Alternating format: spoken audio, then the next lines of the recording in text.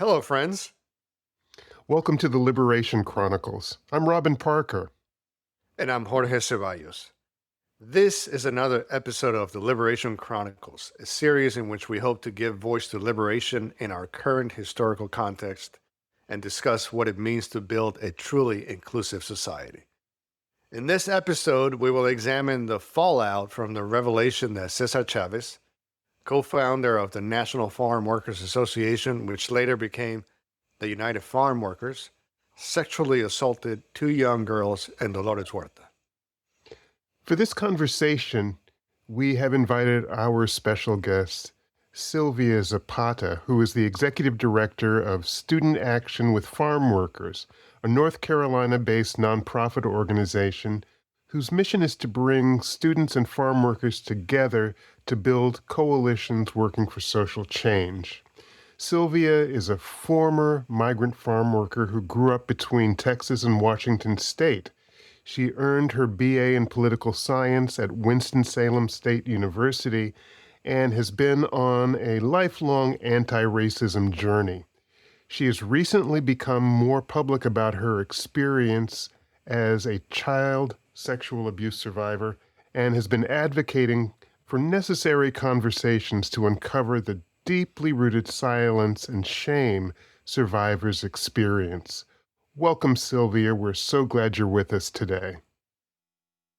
Thank you, Robin and Jorge, for having me. I'm happy to be here. Yeah, thank you. So we want to get going with this conversation. I think there's a lot of difficult but also critical things to explore when it comes to this moment. So, as we mentioned in the introduction, you are a former migrant farm worker and a victim of sexual abuse. So, I'm wondering, Sylvia, as you respond to the moment and respond to the allegations, I wonder if you could share with us what this moment means to you personally. Yeah. On a personal level, when I heard it, I knew this was going to have a profound impact to my personal life and my professional life. And that's what made it hard to have a quick response. And as the executive director of an organization, sometimes people feel like the response should be quicker, but we're from impacted communities. And I'm from impacted communities on different levels, as an activist, as an advocate, seeing someone who was lauded as one of the foremost leaders from our community, like really come crashing down in one of the worst ways possible. As a survivor of sexual violence, seeing another survivor step into the front and share her story and expose herself to all the things that we fear, most of us fear when it comes to speaking your truth, to an organization that has, been grateful for the contributions of leadership that farm worker leaders like Chavez have contributed. What does that mean for how we talk about that now, or like what we say about that? So on a personal level, at the very most molecular level for me, I thought about myself as the 6-year-old kid who had to make a decision as to how I was going to move in the world after this happened. Was I going to say something, or was I going to continue the silence, in my own confusion, but also in the truth, knowing that if I said something, I know my parents would have taken action. And I was, so there was so much weight to it. And for me, I knew as soon as I stepped into this role that the day would actually come, because it's so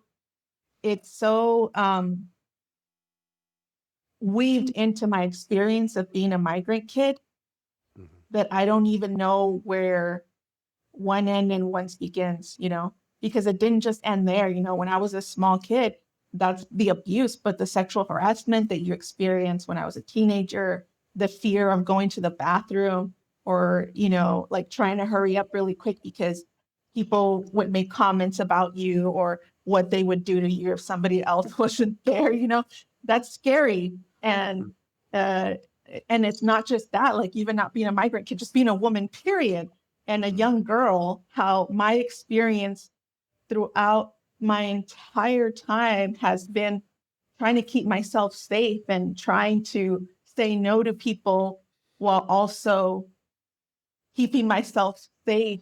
And it's just, I'm still unraveling. I can tell you that I'm still pulling apart the pieces to it, but I was grateful that I had actually a lot of driving to do that week and that I had talked to nobody, because it gave me a good amount of time to just sit with it and not like formulate a response, to just feel it. And as survivors, that's the one thing that we forbade ourselves to do, was to feel anything, to feel any of it. So on a personal level, I've just given myself permission to feel it. And second is to finally have this conversation with my father, who actually doesn't know about this. So I kind of painted myself into a corner for this very reason, because I know it's public now. I'm going to have to tell him. So yeah, I knew this day was coming and it would end up like this. I just never knew that it would actually be like this, Yeah. And listen, for what it's worth, I am heartbroken that your 6-year-old self had to endure something like that. That just sounds like, the way you framed it as, well, I had to make a decision. Like, how do you make a decision at 6 years of age, right? So I'm sorry that's been part of your experience. I know you're in a different place. Obviously, I've known you for some years, and you're a very strong woman. But I'm just really sorry that your 6-year-old had to suffer through that. Yeah, I appreciate it. It means a lot. Thank you.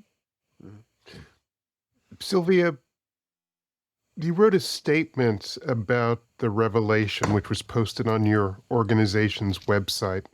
And in that statement, you mentioned how you and Dolores kept the abuse, the sexual abuse, the child abuse secret.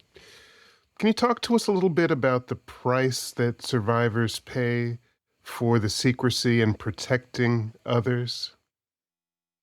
Yeah, I've been thinking about that a lot, because I I actually started going back to therapy, and it didn't have to do with this. I started before, because the work is getting harder, and I'm trying to build all this scaffolding for myself to persist, right?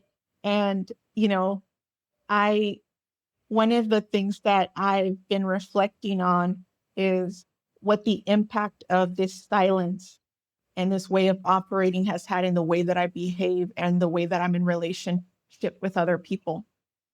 And the realization has been that, the abuse, what it does is it like erases your personal boundaries. Mm-hmm. So when do you ever reestablish those?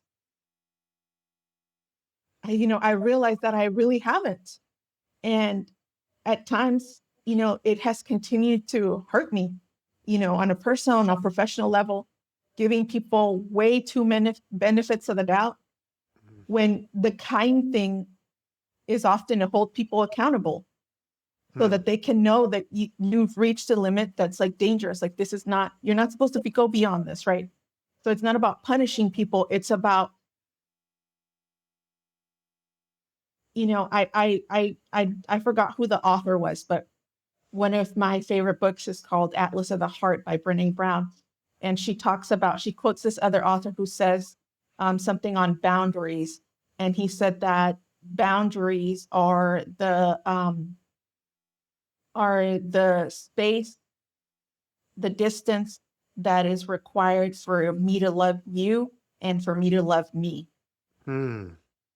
And wow. I'm like, that is so true, because it has cost me so much, so much pain, so much hurt, so much frustration to not have any boundaries for myself, to take care of myself. But as a kid who kept putting everybody else's needs first, whether I wasn't explicitly asked to do that, but I just, you you do the math or you read the room as a kid, and you love your family, and you want to be able to keep both your parents, and you want the peace when there was peace, you know? So that's the way that it's impacted me on a personal level and consistently throughout my personal and professional life, is not knowing, not affirming where like I end and where I begin, and where I need to really hold the line in order for me to preserve myself, because I deserve that. It's not a privilege. I've never had that. And, now that I'm 44, I'm actually starting to establish that no, I deserve to be taken care of. And I actually just recently did the math on the age. I thought I was a lot older. So actually going to Washington has triggered these memories, um and that even broke my heart more because I saw pictures of myself when I was little. So now as I take care of myself, I think of myself as that 6-year-old, and that it's not about me, you know, changing up on people or anything like that. It's about me just protecting that little girl of 6 years old and giving her a chance to really heal and become fully the person who she was supposed to be. Thank you for that. So one of the things that I'm hearing, Sylvia, and this whole thing feels so profoundly sad, right? Damaging too, but the inability and maybe also the expectation that as a victim you will stay silent delays any healing that you need to go through. Mm-hmm. So to hear you say now, at the age of 44, I'm finally learning, like that's a long time.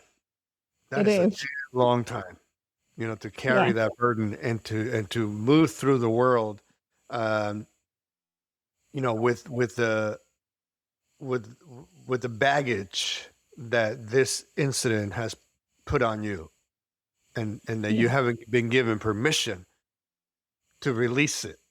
That just my heart is just so heavy right now. Yeah. Yeah. I actually, these are realizations that have been hitting me in the last like month, because I thought I had gone to therapy before. Like I understood it, right?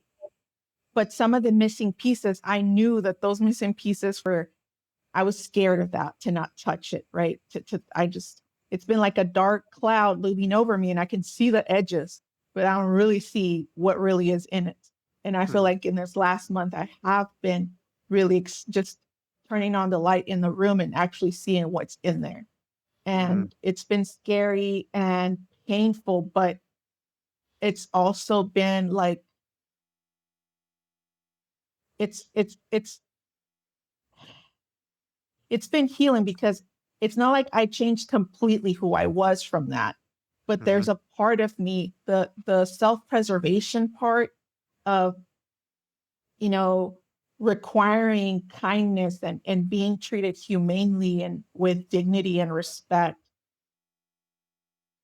I have like just realizing that wasn't there consistently, and and that now I know what I need to do. So, it's, some people never figure that out, they're still struggling. And that's another thing that I didn't want to come from this, because some people, I heard some of the talk when it came to Dolores Huerta's revelations, like, oh, she was quiet, she like addressed it like more humbly. And it's kind of like that kind of character and myth that people suffer in silence, and they did it in strength and boldly, and they persisted and they didn't shatter. No, I was lucky to have the parents that I did, the sister that I did, the siblings the support system, the friends like you, Jorge, like Lorenita, like all the people along the way. and you, Robin, who cared to listen to this conversation, and everybody who's listening, all the people along the way, I was lucky. Some people are not that lucky. And I didn't do anything as a kid to deserve to have that network, and some people that go into substance abuse or other forms of self-harm, I want to speak up for them as well, because falling apart that way is extremely valid. There was times I really wanted to do that, but because I know that, in our culture, in Mexican culture, it's very much outlined that your life doesn't belong to you, it belongs to the family. Whatever happens to you, there's consequences for the family.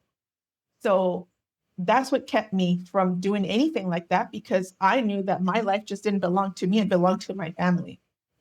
So, those were the pieces that actually kept me strong and grounded while I was still in a lot of pain.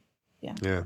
And I think it's worth noting that, as we talk about the bigger picture, from individual to family to society, that one of the reasons that sexual assault keeps happening in our society is that our society makes it possible over and over and over again. We send messages to boys and girls, men and women, about what their roles are, and it keeps happening over and over again. And so there's a big societal responsibility to change that, especially, in my opinion, among men, right? Yeah. To say this isn't cool anymore. Even not just sexual assault, but even small acts that degrade women, right? Because those are the building blocks that make, things that have been happening for centuries, millennia, possible, and which need to stop. Do you agree, Sylvia? Yeah, it's death by 1,000 cuts. This is how we end up here. And it's that cruelty of saying that no matter what you're going through, you need to keep going. And, part of that is just being in a capitalistic society that tells us that our value is based on what we produce and how much of it that we produce. So if we can rewrite that narrative and say, we don't have to produce anything. We deserve to live free from violence, free from poverty, free from any type of danger. One line of thinking that this has opened up for me is, obviously, we're in this moment right now in which the Epstein Files have become front and center of conversation. Until the war came in, and all of a sudden we're not talking about it anymore, right? There's ways that we can distract ourselves from that, right? But it's been very much front and center in terms of the conversation that we're having about our current moment. And I'm wondering, Sylvia, if you see any differences between the way the Chavez situation is talked about and the way the Epstein Files are talked about. Yeah, I think with Chavez, people that are external to the farm worker community were quick to say, yeah, we believe you. And when it came to Epstein Files, because it was people with way more power than Chavez ever had, they're like, well, wait a minute, why now? Why after all? Just a lot of poking of holes of people, right? And denying people's credibility and denying that it was actually a network and a plan that was being carried out by several individuals, right?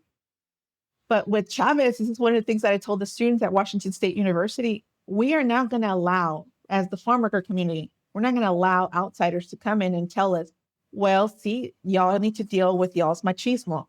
No. Misogyny in general is an issue here. It's one of the threads. And it's not machismo.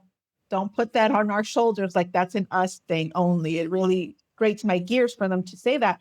But one of the proudest moments has been the swiftness that institutions and individuals have dealt with Chavez. It has been Right. Amazing, amazing. It's been I was so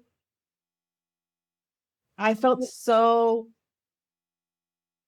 I don't know, I don't want to say validated because I don't really need people's validation, but the closest thing that you can get to that being at that Colleges and Migrant Program annual conference in Colorado a couple of weeks ago.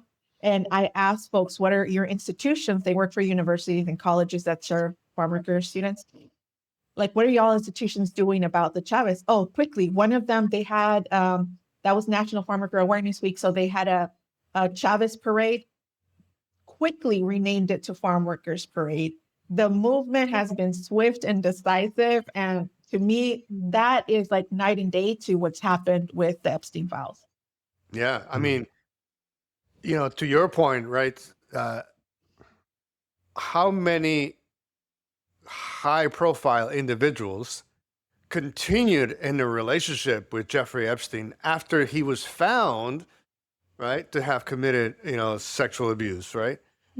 They continue to email, they continue to be friendly, they continue to meet with him. So, and to this point, to right now, most of those individuals are in touch. Nothing has happened. There's the former president of Harvard, Larry Summers, that stepped down from academia to do some personal reflection, he said. Right? It's like, dude, like you were in the midst of all that nonsense. You're just going to do some personal reflection and you pay no other price for it. But yet, as you said, with Cesar, it was like, boom, we're done. We're cutting off any association with you right now.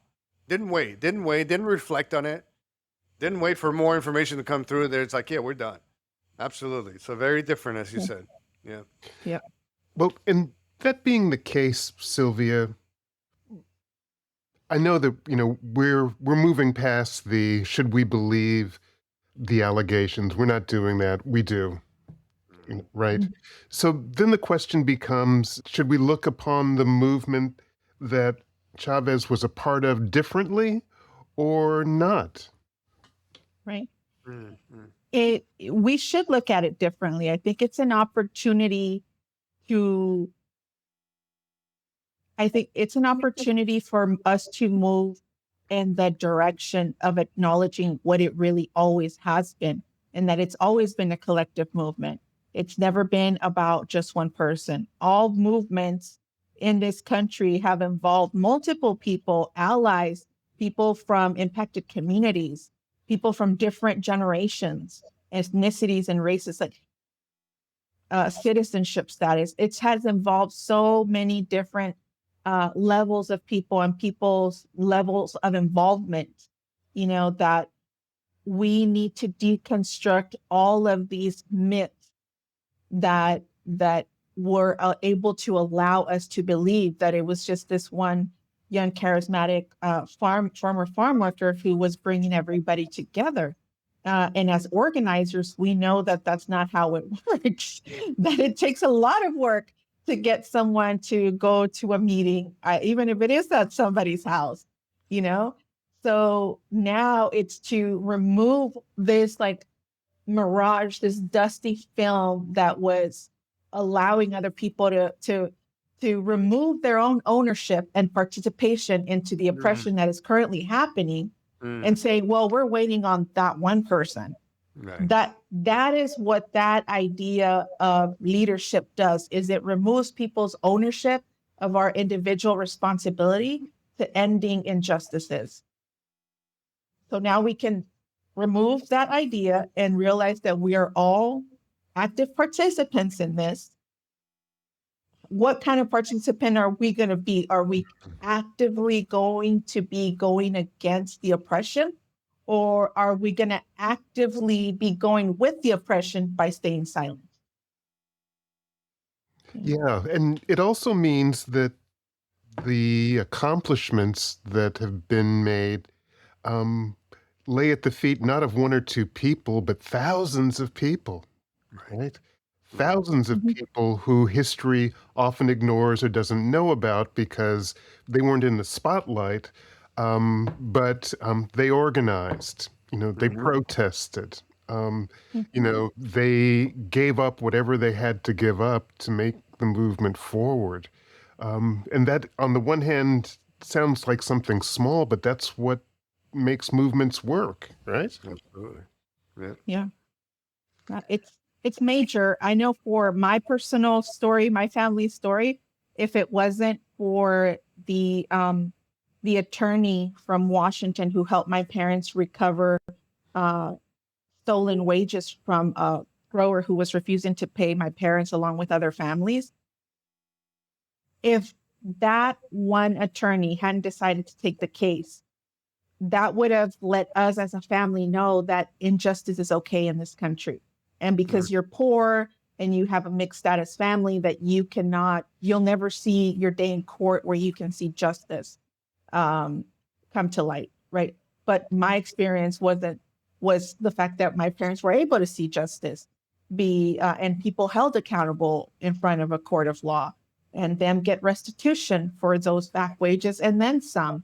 We didn't get multi-million-dollar settlement, but for poor people, getting thousands of dollars was, not just life-changing for that moment, because my parents built their own house with their own funds and without a mortgage, but it was also like underscoring that when you stand up against injustice, even though it's hard, that's the right thing to do.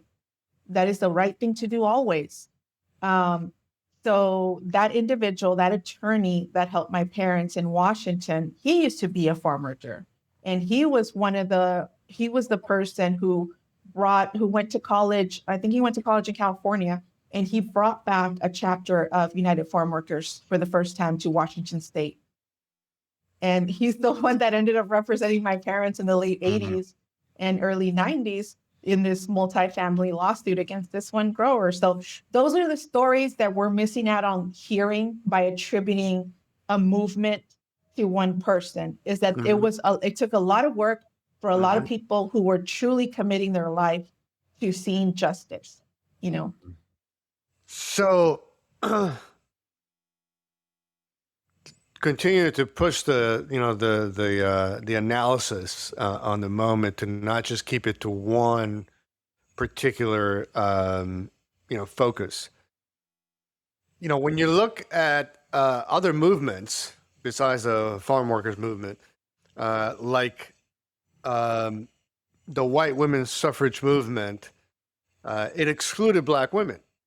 It said, no. You bringing your issues in now would make our movement a lot harder and probably impossible. So no, you need to wait. You need to wait. We'll talk about that later. The same with the civil rights movement and LGBT liberation, right? We can't bring it all in. We have to keep you at bay for now. We'll come back to it later. So there seems to be, sort of a recurrence in terms of many movements throughout our history that have delayed liberation for others that were not the main focus of that particular movement. So, in this case, when I think about sort of that situation with Dolores, and by the way, Dolores wasn't just sexually abused. She carried 2 pregnancies, right? And she hid those kids for quite some time. So that's another sort of layer of sort of pain and suffering that was put upon her to carry, right? But anyway, my point here is that we seem to do movement building to be a single item approach, single issue approach. So I want us to have a conversation for a little bit about why it is important in any social justice movement, particularly now, to have a broader lens of liberation that is more fully intersectional. Because if we don't, then we will continue to see moments like what we're talking about in terms of Dolores Huerta appear in our experiences. So what do you think about that idea of why is it important to build movements that are more inclusive and more intersectional? Yeah. No, I think the lack of inclusivity is I think it's, these political consultants that say you're going to confuse people with the messaging. Everything needs to be, it's a marketing thing. It's not personal. No, people understand nuance. People understand intersectionality. Bayard Rustin understood what the civil rights movement was going to mean for him, but also what the limitations were going to be for himself as well, right? And he still thought, and that is the injustice, is that we keep telling people who have several layers of marginalization to say, well, just keep going along with us and we'll eventually get to you. Meanwhile, they're still suffering the impacts of a society who continues to marginalize them. So that way of operating isn't necessary.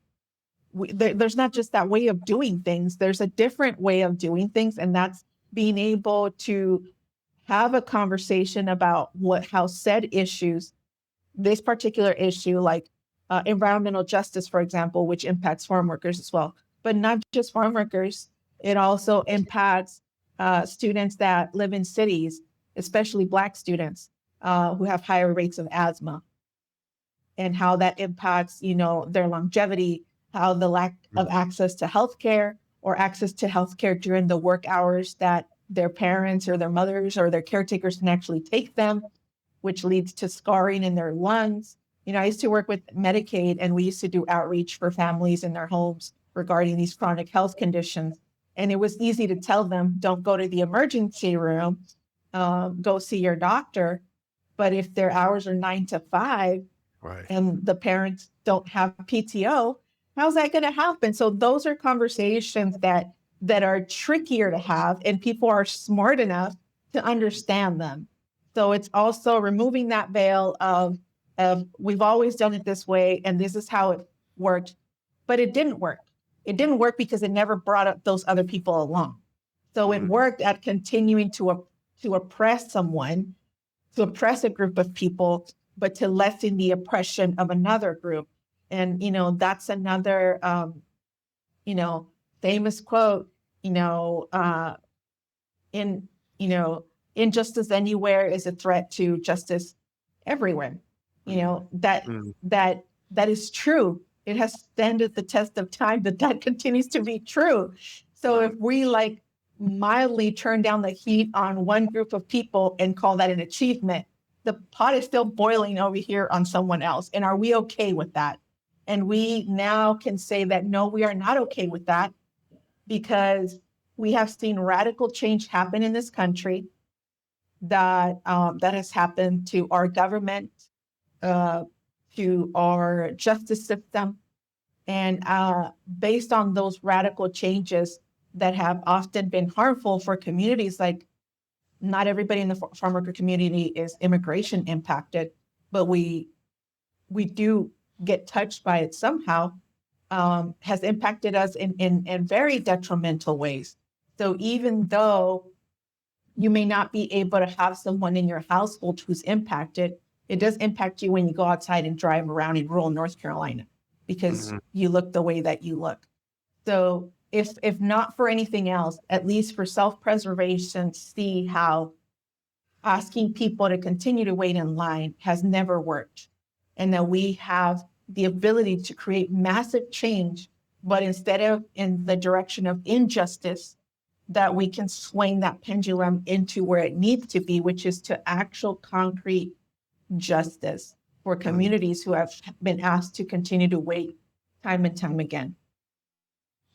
Sylvia, what are the lessons that we should learn from this incident? And I'm particularly interested in if you have an opinion on what adult men ought to be doing in our society as they're talking to their friends and to their sons about what happened with Cesar Chavez and other women who have been similarly situated to his victims. Yeah. One of the things that would be important for men, but not just men, everybody as a whole, is to know that whenever you're in a room with like 5 people, there's somebody there who's a survivor of sexual violence. And that includes both men and women. So we're always in the room.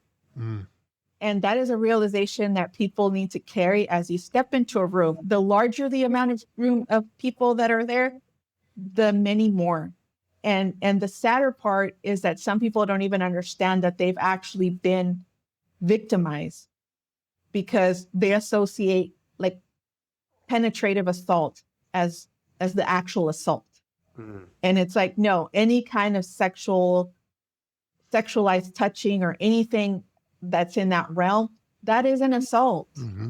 It is an assault on your psyche. It is an assault on your person that you did not consent to. And that should be the conversation that young men are having, which is also the one that I have with my son. It has to do with consent and like what it really means to give that to someone else. And when somebody gives that to you, what that comes along with, the responsibility that they consented this one time, that doesn't mean every other time. And that doesn't mean you have a right to that person's body or that person, whatever they shared with you for in perpetuity, right? Because there's also been talks about how there's these online chats where young men or men go in there and share intimate photos of current partners or previous partners, women, without their consent, and then they rate them. That is happening now with the ease of technology. So you have to raise decent human beings that will able to see in the smallest way how you are taking people's autonomy, you are dehumanizing people, and how you're perpetuating by even being a participant in that space, you know. And for boys, in my experience, in talking with people, and whether it's personally or professionally, people have shared their own thoughts and stories on the child sexual abuse issue and sexual assault period, is that this is impacting young boys and men at way larger numbers too. But women are seen as women, so we can be weak in front of other people by exposing this harm. But for a man to expose this harm in front of other people, it's almost like they're leaving their manhood on the table. And that is so harmful. That is so harmful. And my heart goes out to all victims of sexual assault and abuse, but especially the men. Like, already you all aren't allowed to feel things, and to not be able to process one of the most horrific things that you've experienced in your life. I just, you know, if I couldn't talk about this with my sister and I are probably like less than 2 years apart. My whole life, she's been my consistent, you know, confident. You know, I would say my sister's my soulmate, and she is, because we know what we've been through together. And that level of support and knowing is singular.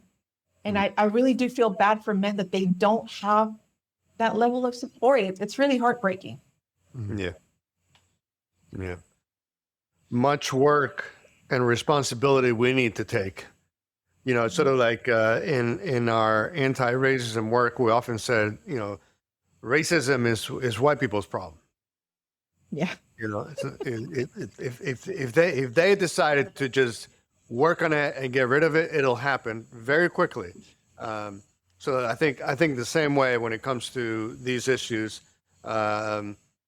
it's our problem as men. We need to fix it. Well, Sylvia, we're going to begin wrapping it up, but I wonder if there's anything you want to say as we wind down our time together. Anything that maybe we haven't talked about that you feel it's important to share with our audience. You know, I often hesitate to talk about me being a parent, because as a woman leader, it has been my experience that often people expect you to mom them. And I was like, I only have the energy to nurture someone at a high level, the people that I gave birth to, which are my 2 kids. But I will say this, as parents, we need to be having these conversations and getting educated with our children. That with our children, if you have friends or family members who have children, have the conversation with them like, hey, I'm curious, if they haven't had it, how do you all talk about that with your children? You know, you don't ever, it's hard to tell other people what to do, but it's easy to question and ask, how are y'all having this conversation? Because a lot of times parents are not. They're not. And it is so harmful and hurtful to see the youth of today, you know, with tears in their eyes, just struggle with feeling like they could come forward with this information. And it's so heart-wrenching. And one of the things that has touched me so much in the last month has been noticing how much people just want to be loved, how much people just want to be loved and acknowledged, you know, and that is far from taking someone to court. Like that isn't within our reach to show someone that we see you, we appreciate you. And, you know, that will go a world of difference. And then if there's going to be any justice later, yes, we can do that. But I think just acknowledging people's pain and giving them space to talk is also going to be essential. And the last thing is not letting this go. That's one of the things about the Epstein Files. People have kept coming back at it and back at it because of the perpetrator's proximity to massive power. But when you're a kid, and like for myself, when you're 6 years old, you know, it doesn't matter if the person harming you is, you know, the president of an organization or of a country or of a country club or your cousin. That person is extremely powerful. So it for people that are survivors, we just want to see that, you know, now that the light has been shown and people are seeing the magnitude of the problem, this is not the time to look away. Thank you. Thank you. Thank you for joining us today, for accepting the invitation. You know, I've really enjoyed our conversation, and thank you for your honesty and bravery.